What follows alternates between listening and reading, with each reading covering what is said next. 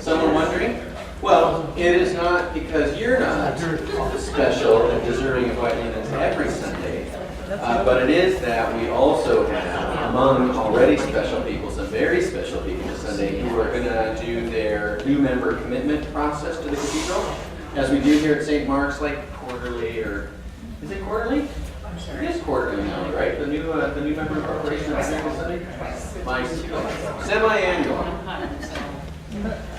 So we've got folks, newish type folks who are taking pictures next door, and you'll see them around today because they'll have yellow carnations into them. And then in the liturgy, like for example, do you want to model? Do either of you want to model what people would be looking for this morning? So as you can see, the dashing new member of the cathedral with yellow carnation, Don and Jay. And there's several others who will be part of an in-gathering liturgy upstairs where we'll celebrate the nature of commitment to a place, which, as we know, commitments are more and more fleeting, it seems.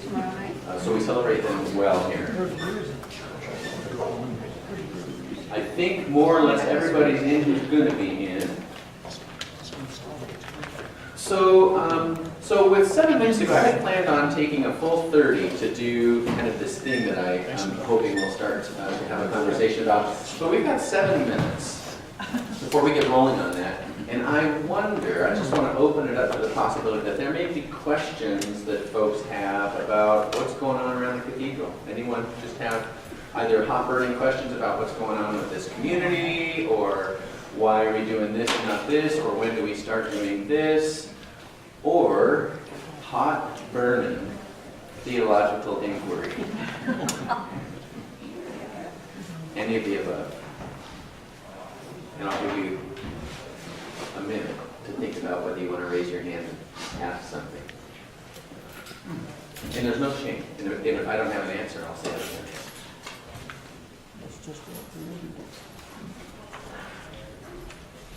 Could you talk a little bit about the diocese itself? I've heard a fair amount about cathedral. What's going on in the diocese of Minnesota? What are the issues, the folks during spheres, and what's happening? Really good question, and I will do my best. Does everyone in here know what a diocese is? I don't take that for granted anymore. Does everyone know what a diocese is? It's the judicatory, that is, it's the network of which this Episcopal Cathedral is a part, and not just a part. We are the Bishop's Cathedral. I wrote a little thing in my thing this week, because we sometimes forget that this is a cathedral, not a parish, which means we kind of walk and talk a little differently, though I want to call it undertow, but the human disposition is to function a little more parochially than like a cathedral, which is to circle wagons and think about primarily the people in the room. And the cathedral vocation is primarily to think about the people not in the room, right? That's the sort of unique thing about us. So it would be normative that somebody from a church in Casson would show up here and walk and talk around here and open drawers like it's their place. And you might see them some Sunday and wonder, what are you doing? And they would say, well, this is my cathedral. And we would have to emotionally figure out how to respond to that, right? So that's just a practical example of how we're different, right? Someone shows up from Casson, rifling through our kitchen, and they get to do that because this is their cathedral, right? And our task is... They would, they might not. Thus, here's the diocesan conversation. We send signals, yay or nay, about whether we think this is a cathedral or not. And as a relative newcomer, the signals have been primarily, at least interpreted out in the diocese, that this is not a cathedral, that this is a parish in a big cathedral building. So there's some emotional work for us to do, which is why I keep talking about us being this kind of thing, that though we might even say that we're a cathedral community, what matters is how folks in Casson or Ely or whatever's out west, Alec, if they are not 100% sure that this is their cathedral, then we've got work to do, and that's just the feedback we get. So So we are that. We're the bishop's cathedral, which means we've got the bishop's chair upstairs, the cathedra. This diocese also has an interesting history, which is that we have a second cathedral in this diocese, still our Church of Our Merciful Savior down in Faribault, which is designated technically as the historic cathedral, and it's the historic cathedral of the Episcopal Church writ large, not just the historic cathedral of this diocese, because the legend goes it was the first cathedral built by a bishop to be a cathedral. All the others had been parishes that were converted over to cathedrals. The rumor has it the Church of Our Merciful Savior was built for that purpose. It was at the time a separate diocese. It was its own critter. There was a diocese up north. The cathedral chair was at St. Paul's, Duluth. And this was, actually, who recalls? This wasn't the original cathedral of the central diocese, was it? When they planted St. Mark's, was it the original cathedral of the middle diocese? 1941. Say again? 1941. Yeah, 41 it was consecrated as a cathedral, having been sort of a parish community for 31 years or so by then. But I'm trying to remember if anything else as a cathedral before that. there wasn't in this middle strata. We'll dig at it. Yeah. In here? Yes. Do you know, Linda, what the... This is, no. This is a point of inquiry for us. Yeah. Yeah. So anyways, there were three. There was North, Central, and South. We are now one diocese. And that is to say that all of those Episcopalians are connected to each other through their relationship with the bishop, which is why when we do things like receptions, the bishop is a part of that. Because when you're a member of the Episcopal Church, you're a member through a relationship with the diocesan bishop. Right? That's our fundamental unit of church. Not a parish, not a cathedral, not the national church, certainly not a global church. Our primary unit of church is diocese. That will have implications that we'll talk about down the road, like when we start talking about General Convention this next summer. There's always the question, how do we relate to these other dioceses? It's not unlike the way a cathedral relates to the church down in Gasson, right? It's just circles, concentric circles of relationship that knit us to one another. And we've got a sort of a, in some ways, a free will relationship with the other dioceses, and in other ways, a legislated and adjudicated relationship with other dioceses, which is why it's hard for folks to pick up their toys and leave the Episcopal Church. If they want to do that, there's a big process by which that has to happen. So this diocese, what's going on in the Episcopal Church in Minnesota? This is a diocese where I think the preference from the bishop's office is that we not use the word diocese. And the reason for that is that what had started to happen was that there was a narrative where if anything wasn't working at the local level, they would complain about the diocese. That is, that immediately by suggesting there were parishes and then there was a diocese, it would suggest that those were two separate entities, right? That the diocese isn't us and that we're not the diocese. And what they're trying to do, and they're playing with language and they're playing with practices, is that they're trying to complicate that a bit, to suggest they're us and we're them, right?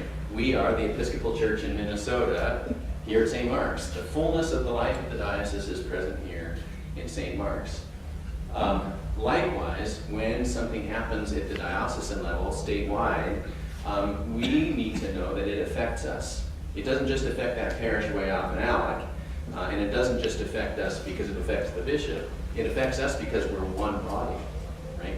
And so this is all about how we sort of identify ourselves as much more than the local reality, which is supposed to challenge us. It challenges us in terms of what a good church looks like. It challenges us in terms of normative liturgy, challenges us in terms of politics, think red-blue within this state, that while it is often the case that the 16 Democrats in Casson all go to the Episcopal Church, it's still the Episcopal Church in a red district, and that should shape us. So none of us can take for granted our own local reality as the whole of reality. And the point of the diocesan structure here is that it's trying to network that conversation. So they want to see themselves more as a network than as a sort of managerial tool, and certainly they want to get out of canonical enforcement. They're trying to get out of that.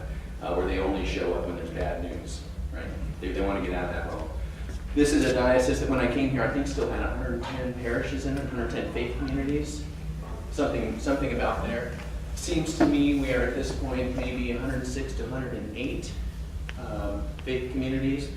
Of those, my understanding is that there are somewhere between 25 and 27 of those 100 and plus faith communities have stipended clergy.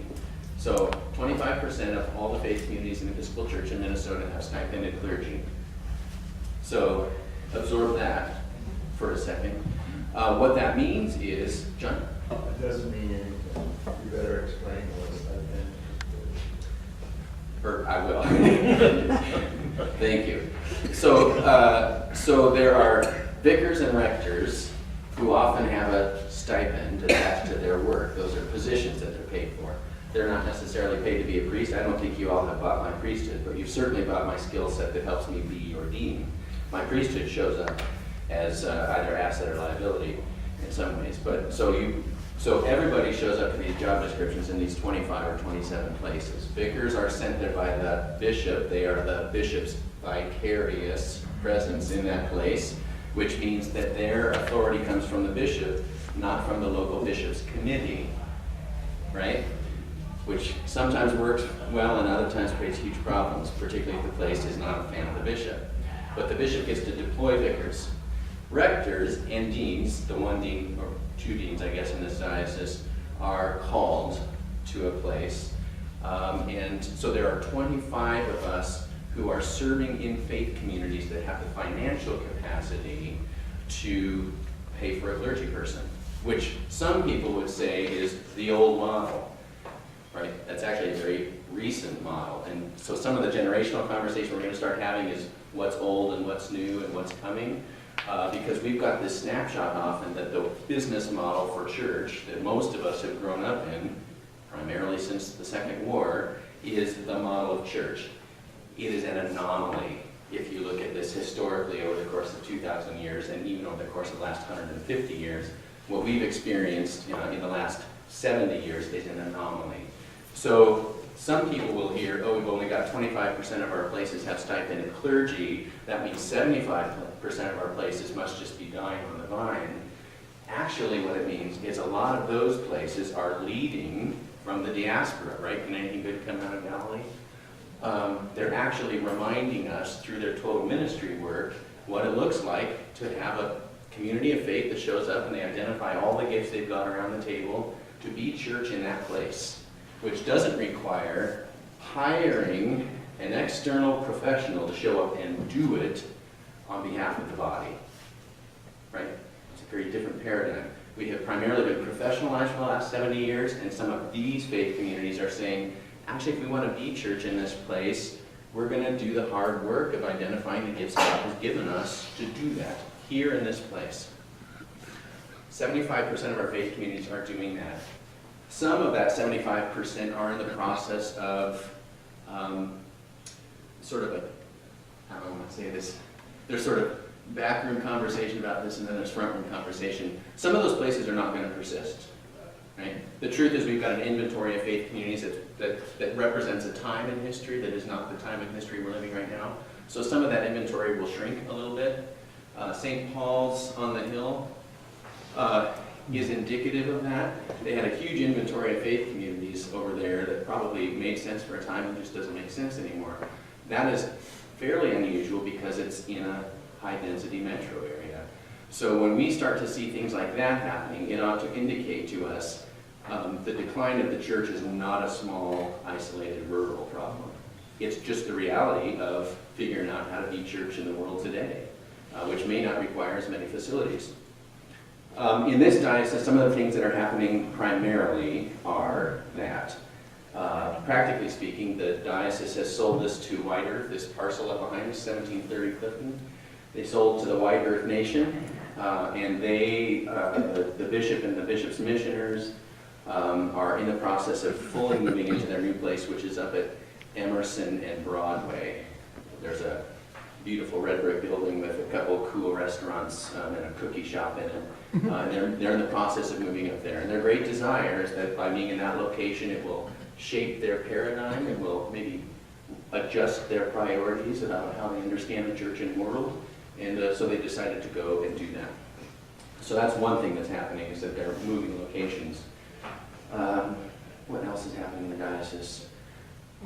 I think this diocese is trying to figure out how best to support its faith communities to do the renewal work that is so difficult for faith communities to do. They're all well aware that renewal work needs to be happening. Some places need to shut down, others need to totally restart, others could just use a little tweaking and redevelopment, which is the category that this cathedral's in, is in a sort of a radical redevelopment phase.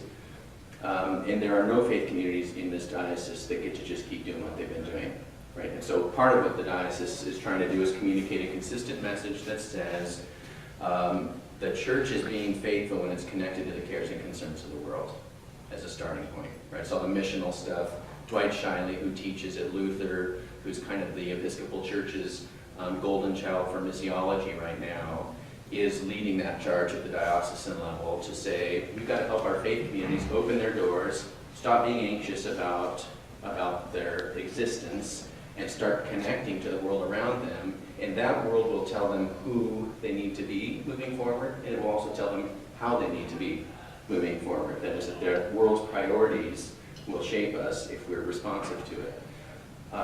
That would be redevelopment. That is very different than starting a new place, and actually comes with many more headaches, which is some of what we get to start talking about, which is that we're not going to just hit the reset button and start anew with people who might want to show up to the Episcopal Church and see where that takes us. We're in this wonderful, challenging place where we've got a body of faithful people who've come together to be the Episcopal Church at St. Mark's Cathedral.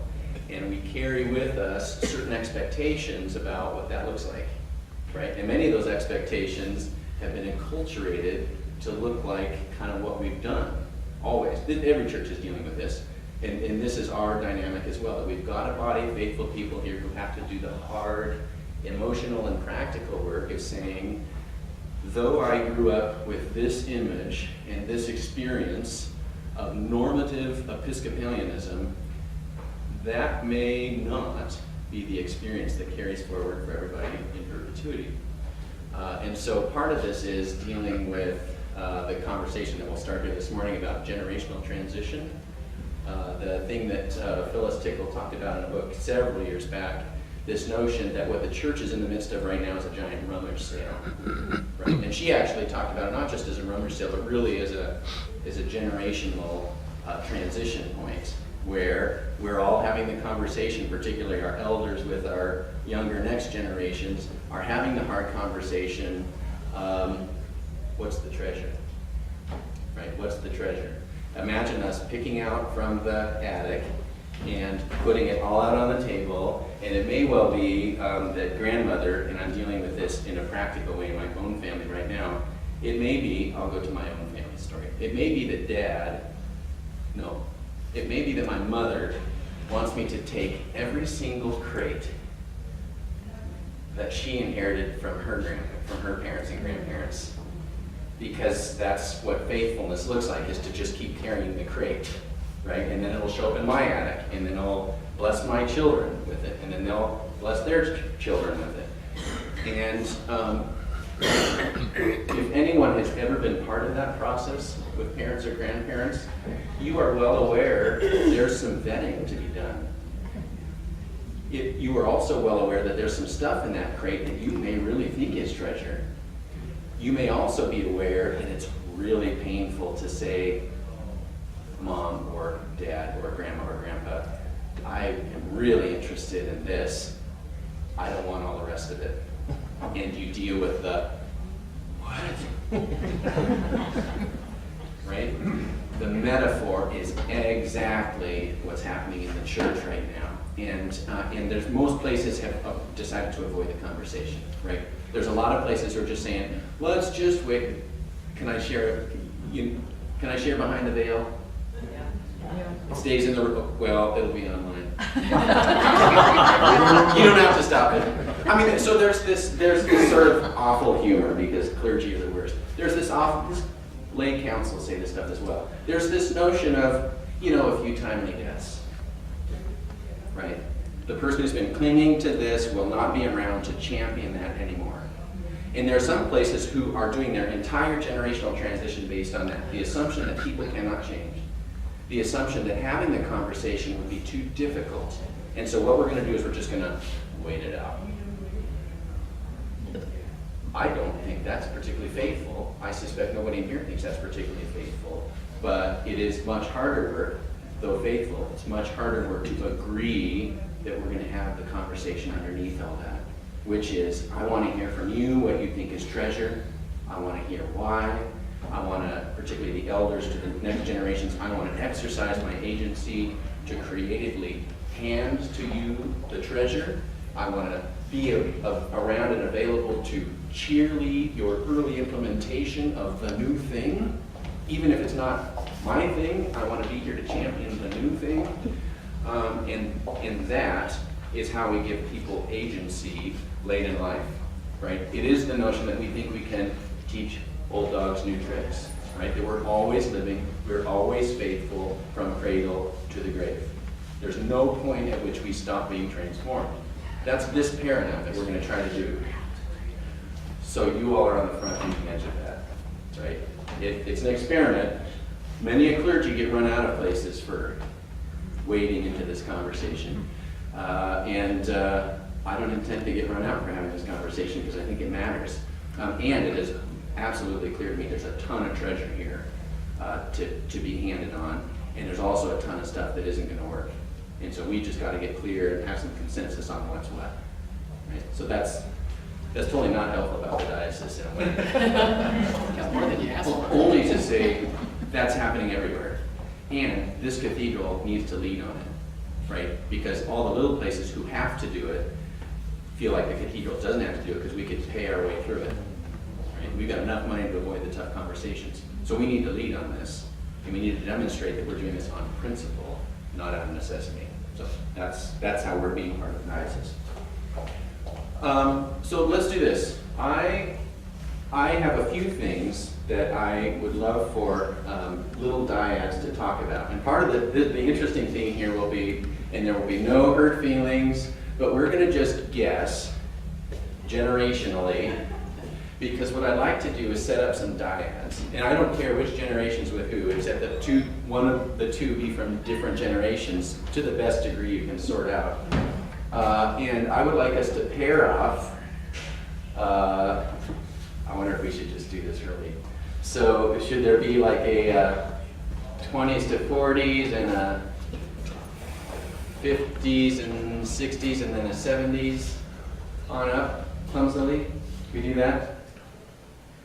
Do you want the group to divide into those? I'm wondering if we should just give ourselves that gift so that we're not avoiding it. Is that around? That's fine. You mean before that, not before? Yeah, my guess is we're going to have the middle two. So let's do this. Why don't we stay in our groups and Well, look at your- mix and mingle, because it's good to hear from everybody. So long as there's a diversity within the table, but we're still going to have we're still going to do dyads. We're still going to start with dyads. I can pretend to show this. That's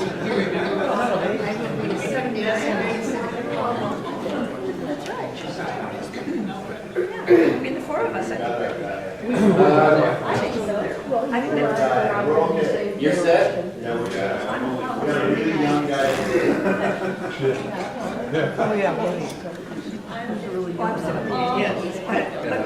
All right. Dyad.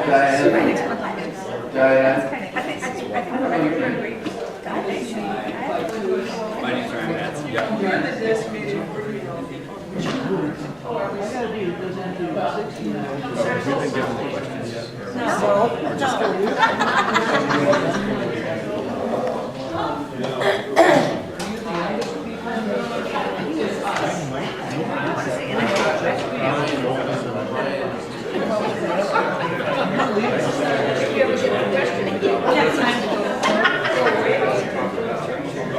We're ready. Bring it out. All right.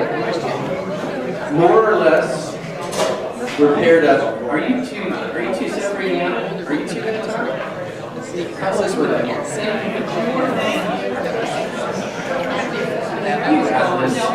We're four, we're gonna stay four. No, in diaspora. So there. Pick a pair. All right,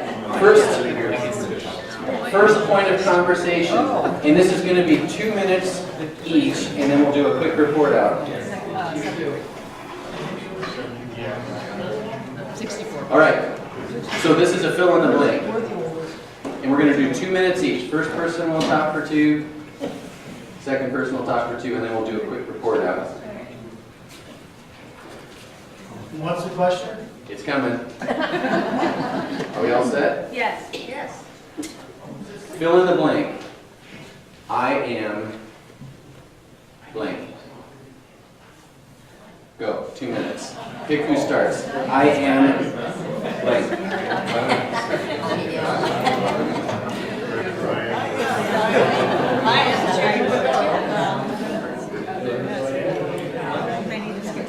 Two, one. All right. Let's do just a quick popcorn check-in. Quick popcorn check-in. And what I want you to do, if you would, to share with the whole group, is to just popcorn out a couple words that you heard, a couple key adjectives that you heard from the person you were listening to. So let me start first with hearing from we'll call it the younger of the two in the dyad, a couple adjectives that you heard for descriptors of the person you were listening to. Popcorn them out, just toss them. Retired pharmacist enjoying retirement. Retired pharmacist enjoying retirement. What else? Travel a lot. Travel. Alone. Alone. Teacher. Anxious. Loving the community. What else? Mother. Mother. Teacher. Teacher. I think I'm sitting with the newest person in this country. He's been here 6 years from. Okay. New citizen. Yeah. New community member. Was a teacher, has children. Teacher. Father. What else? Any others? Looking for meaning. Looking for meaning. All right, let's flip that. What did the elder of the dyad hear the younger saying in terms of adjectives that they used to describe themselves? Teacher. Poet. Teacher, poet, Seeking. seeking, Artist. artist, Grandparent. grandparent, Faithful, caring. faithful, caring, Change. change, changing, change, change.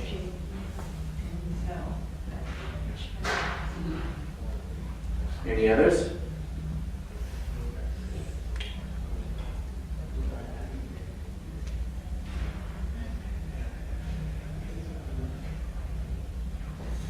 A lot of similarities there.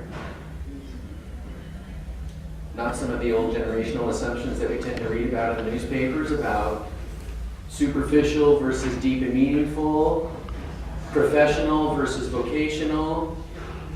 Sounds to me like in the room, there are folks who identify at all sorts of levels, self-identify at all sorts of levels. Parent, teacher, vocation around art, meaning seekers. I heard that from a couple different people. How about this next fill in the blank? 2 minutes each. You've done I am. The next one is God is blank. God is, and you've got 2 minutes, same thing. 2 minutes each.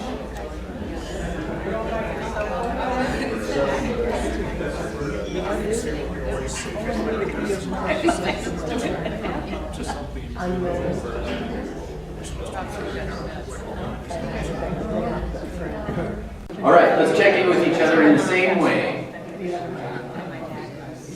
A couple of words you heard. God is blank. Surprising. God is surprising, Ever present. ever present, Mysterious. mysterious, Comforter. Abstract,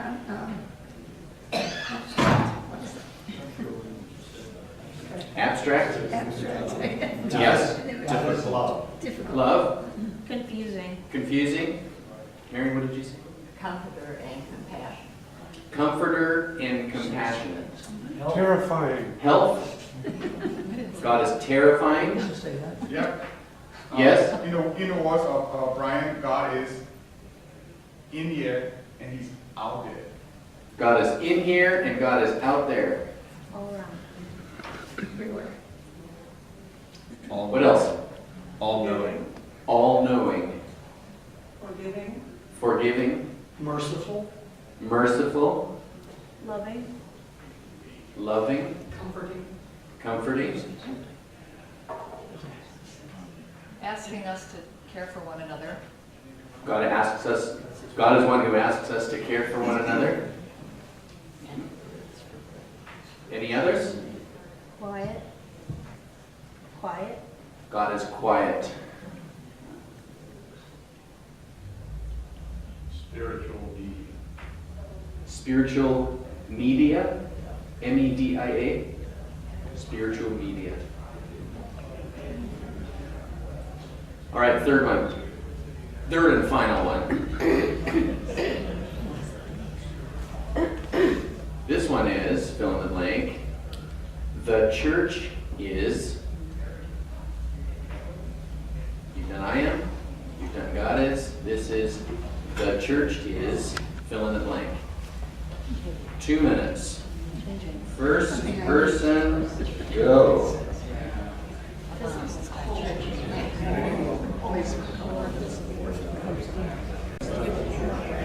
All right. Same thing. Let's report out again. Popcorn out what you've heard in response to the church is blank. Go for it. Essential. The church is essential. Community. Community. Highly political. Highly political. Inclusive. Inclusive. I was just saying I hadn't thought of the word that Gregory thought, so I wasn't saying anything. Oh, sorry. Somebody else? over here said old. Old. We're not pointing fingers. The church is old. Older, for sure. Old. Yeah. Helpful. Thank you. What else? sanctuary, Sanctuary. Fulfills a need. Community. Fulfills a need. Comforting. Comforting. Community out there. Community. A place I need to be. A place I need to be. Safe. Safe. Changing. Changing. Hope. Home. What else? Static. I'm sorry. Church is static. Static. static and changing. Static and changing in the same room. Sounds right. Any other words? Why would we have a conversation like this? Recognize that the church is different for a lot of people, and in your case, you're asking us to think how it might be for different generations. Those of us who are old, which is, we're old, we're proud to have one experience in church, and our young people may have an entirely different experience or hope for church today. So we would have this, did everyone hear that? Was that all right? Okay. Thank you, Michael. And we may find out we're more the same than different.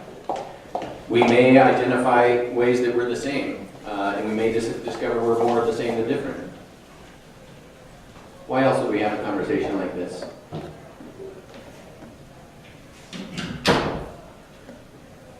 Practice listening. To practice listening, right? To get down to values. Yeah. to move us down to the level of values. We might be agreeing to disagree. I'm sorry. Agreeing to disagree. Correct. Yeah, in a way, the listening to each other, getting to the level of values, could be something about learning on which things we agree to disagree, which would be very Elizabethan in the Reformation era, Elizabeth. Yeah. To discuss potential for improvement. Right. To discuss potential for improvement, to really identify those things that are within our agency to do anything with. Any other thoughts why we would have a conversation like this? Yeah. To hear from another and to absorb other ideas. Jay? I think sometimes we use the same words and mean different things, right? And those need to be explored, so that if someone is older says community and someone is younger says community, they may have very different ideas about what that entails. So there's another level under which you have to go to say, okay, what do you mean by community is what I mean by community. And I think that's probably for the younger group somewhat different than this. That was the $10,000 sales pitch for everything that's coming next. And Jay's point is, we may use the same words, but have a radically different meaning behind those words. And if we only ever see those words in print or in social media, and we don't unpack them in little dyads and small table groups, we might be misunderstanding each other in significant ways. What happens if we don't have a conversation like this, ever? We miss each other. We miss each other. Yeah, we lose our community. It certainly lose a community that understands one another. Yeah, it would be something like a pseudo-community. It would be a type of togetherness that happens to show up in a place, and it might lean towards function and never get to the level of values, core values that might be us. Gregory? Negative thoughts would tend to seethe below the surface. Yeah. Between people, between just a conversation, there's nothing but misunderstanding, Mm-hmm. and that would be bad. Right, yeah. A misunderstanding or disagreements or even just distance can be allowed to fester, especially because those things are often misunderstood. We may have misinterpreted something that happened a decade ago, and we're still seething. If we've stuck around, that's still a small miracle. Usually you've gone and planted the next Episcopal church. Yeah. So, any last thoughts on that before?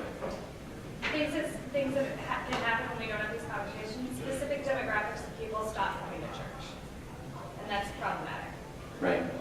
Yeah. Some demographics would stop coming to the church, and they could be interpreting any number of things. One, they're not interested in my input about shaping this community, or two, I will never have access to authority or power or influence within this community, which can start to feel like church is actually showing up to someone else's place, like going to visit grandma's house at Thanksgiving, rather than this is a household that we all shape together.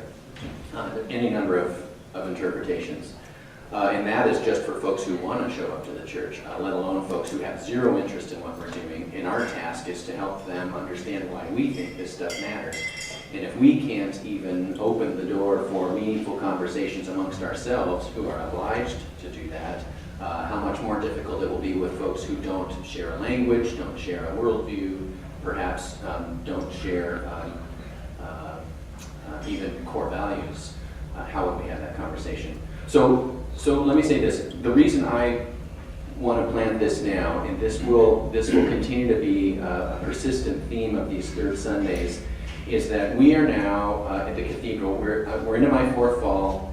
People have heard me say that a million times. Developmentally, what that tends to mean for a faith community in its redevelopment work is that we have spent 3 years sort of getting the house in order, which tends to be the concrete stuff, those things that if we're not tending to the roof falling in on us, we will never have meaningful conversations around a table because we'll all be cringing from the ceiling, right, in all sorts of ways, that is true, be it financial or physical cleanse or any of those sorts of things. So we've spent a few years kind of trying to tighten up the place and shore up the ship.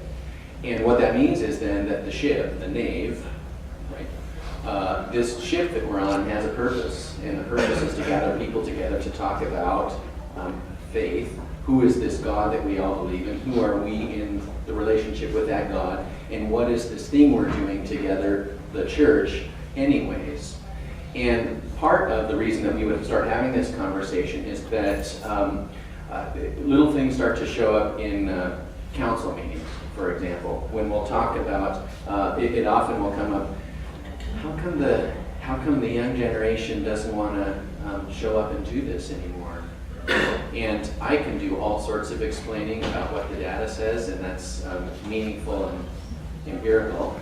But what matters most is that we're having that conversation, because it's this household that is sorting out what's the treasure that needs to be handed on. And if the treasure is not continuing to show up to the same kinds of meetings or the same kinds of events or the same kind of initiatives, we need to be prepared to have that conversation so that it doesn't fester into hard feelings, right? So that it doesn't be misinterpreted as, I just think this is all a waste of time, the way you've been doing church.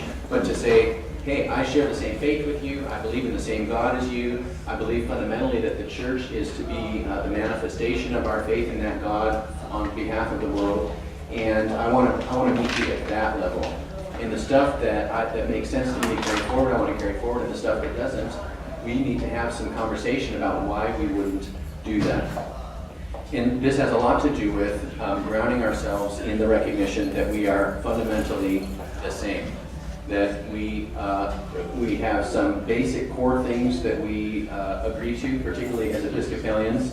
And the trick is that those core things that we tend to agree on, these sort of theological things, sometimes get manifest as the church, right? And it can be easy to confuse the church with God, right? And that's a dangerous confusion when we confuse church with God, because if we believe that God is eternal, right, that God is in some ways solid and consistent, if we think that same thing about the church as an anthropological manifestation of our love for that God and our desire to join God in the world, if we think church is eternal the way we think God is eternal, it makes changing things tricky, right?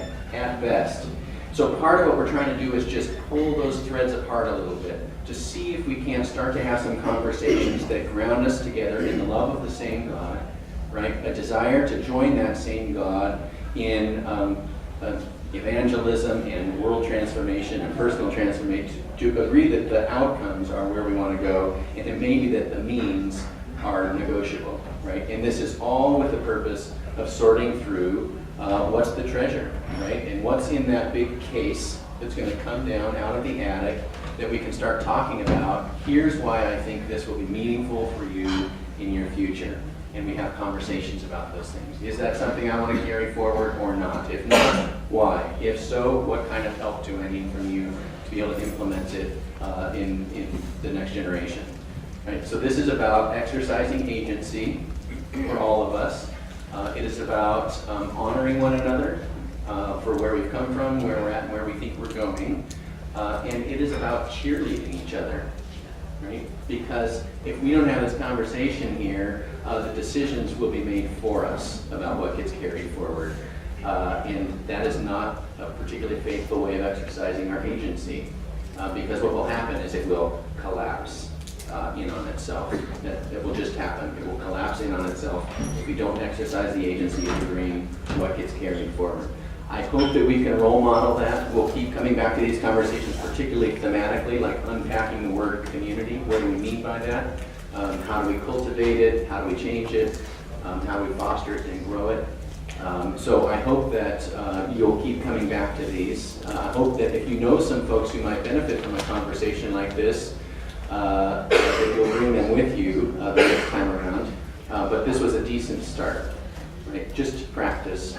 Hearing from one another and building on appreciating one another. So thank you for engaging the conversation. I know you probably didn't show up for that, But thank you for practicing speaking your truth and listening and sharing what you heard. So those headed upstairs, I'll see you up there shortly. Those headed out, enjoy the gorgeous day. And everybody who I will probably not get to interact with, have a fantastic Thanksgiving week. And if you're traveling, do so safely and with your faith community's blessing. And we'll see you when we see you. So, be well. Yeah.